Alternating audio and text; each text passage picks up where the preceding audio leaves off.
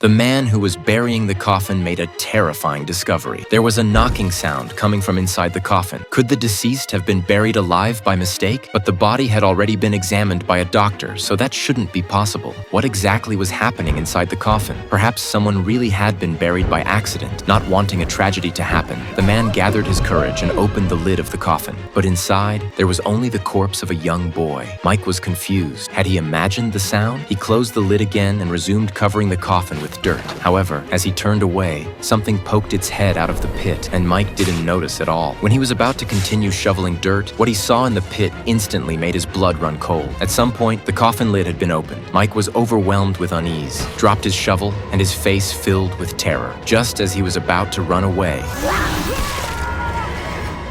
the next day, Mike mysteriously appeared in a bar, but he had no memory of what had happened the night before. Brown noticed how pale he looked and approached him with concern. Hey, Mike, you all right? You don't look so good, Mike. I think I'm sick or something. How long have you been sick? I'm not sure. I passed out after a funeral. I'm not sure how long I was out.